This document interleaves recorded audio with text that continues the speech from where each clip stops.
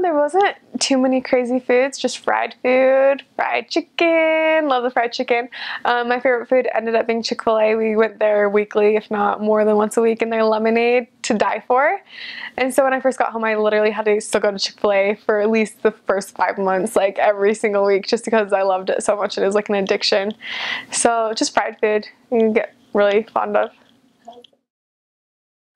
Every day was a crazy experience. Every single day, just the people you'd meet and the people that would invite you into their homes, the way people decorated. There's some weird people out there, but just like the amazing gift of charity that God gives his missionaries, where you can see those people and like, oh, you're a son or daughter of God. Like, who cares that there's all these like dolls hanging around these walls that are covered? Like, this is weird. And like, but just every day there's always a crazy experience just with the people you met. I think some of the most spiritual experiences of my mission probably happened towards the end, because every missionary wants to know, did I do enough? Did I do what God sent me to do?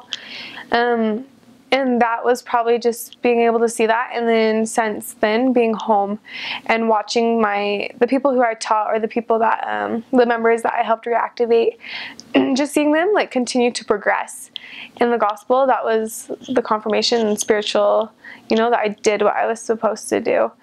And that really helped me. And also another thing, that one of my goals going out into the mission field, because I wasn't exactly the most obedient daughter of God before I went out in the mission, was to really come home a changed person, and to really make sure that I continued to live the commandments and do the best I could. And I'm not perfect, but just knowing that like the mission did change me, and realizing that at the end of my mission was probably the most spiritual experience on my mission.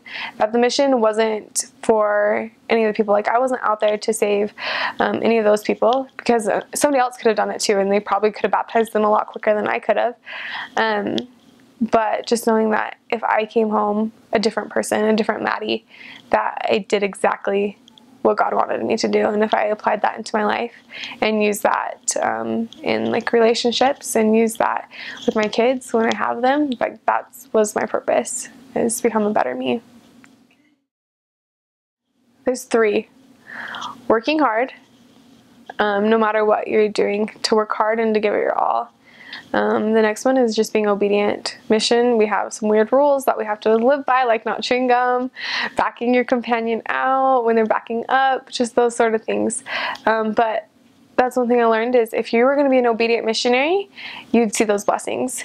And if you're going to be obedient to the commandments of God when you're home, you're going to see those blessings. And then the last thing, which I think is probably the most important thing for anybody to learn, is the gift of charity and truly loving people. True Christ-like love can change the world. And Thomas S. Monson says that, and I truly believe that. Those people who have that gift of charity, they really do change the world. Whether it's just that one person that day that they change, but eventually like that impacts so many other people around them as well. Was probably just being able to talk openly about the gospel and not be ashamed that I'm a disciple of Jesus Christ, and that I really have put on Christ's jersey, and like I can't take it off now. Like, I've made that covenant at baptism, that's like my responsibility, and really learning that. And then also just relating to all sorts of people, and all sorts of people from different walks of life, and just becoming a more people person, even though I was a pretty social person before my mission, but just even more so. It's really helped me out a lot.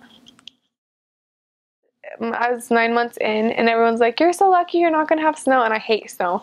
So I was like, yes, no snow, like for a year and a half, like life will be so good, hot sunshine, this will be good. It snowed.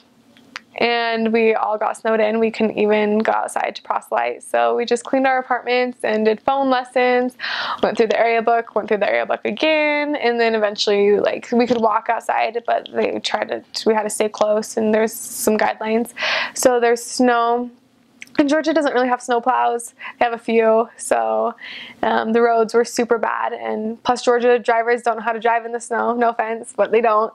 And so there's wrecks everywhere, so just seeing that. And then there's like a old Georgia folktale that like if it snows once and it sticks for more than 24 hours, and within 2 weeks it will snow again. And so sure enough, 2 weeks later there's another huge snowstorm that shut down the entire city. And the interesting thing is, it was P-Day right before the snowstorms would happen, and we would notice, because like like, you don't get news as a missionary. We would notice all the milk, all the bread, and all the eggs, like, would be out of stock. And, like, so many people would be at the grocery store and be like, what's going on? They're like, a huge snowstorm's coming. Like, you gotta stock up before everything's out. And sure enough, like, the grocery stores would run out of their milk, their eggs, and their bread first because people would just come in and grab that. There was a guy that we had taught, and he loved Joseph Smith. He absolutely loved Joseph Smith. And he believed in the Book of Mormon. He got baptized. And then he's one of those guys who really wanted to know more truth. And he wanted to know everything there possibly was to know about the church. And he was just absorbing it so fast and so quickly at such a rapid rate. And one day, he was like super upset when we went by, and we'd never seen him like that before, and we're like, what's going on? And he's like, you guys have betrayed me. And we're like, what are you talking about? And he's like, and he pulled up all this anti-material about everything. And so that was probably one of the harder things that I went through on my mission. There's a lot of hard things you go through, but just knowing that people that you had brought so close, and how hard Satan's going to continue to work on them and to pull them away from the truth. And the guy that we taught, he still struggles. He doesn't go to church anymore. And so just watching that, and like all the effort that we put into it, and just how Satan, if you allow Satan to control you, he absolutely can.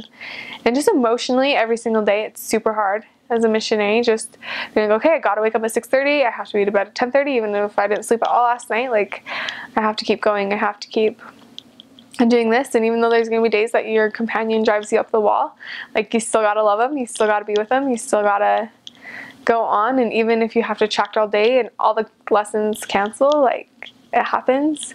But I wouldn't change any of those moments for anything. The best mission prep advice I have is just do the basic little things. Really make sure you do have a testimony of the Book of Mormon. Make sure you're keeping all the commandments beforehand. And for me, we didn't have a temple in my mission, so go to the temple and get endowed as soon as you possibly can, and go to the temple a lot before, because you're going to miss it so much. I remember there were days that I was like just praying. I'm like, Heavenly Father, just send me to the temple. That's all I want today. Like, I don't even want to see my mom or my dad. I just want to go to the temple, just to be able to be in there and feel the spirit that's at the temple. And so just go to the temple as much as you can, because you will miss it as a missionary. And the best advice I have for return missionaries, I still feel like I'm trying to figure it out.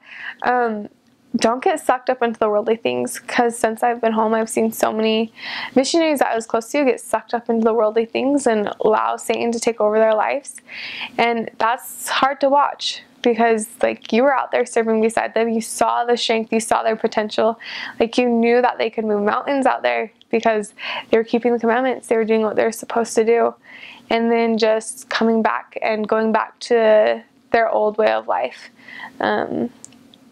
Don't do that, because that really was pointless. Your entire 2 years of service or 18 months was in vain if you go back and weren't changed yourself from it.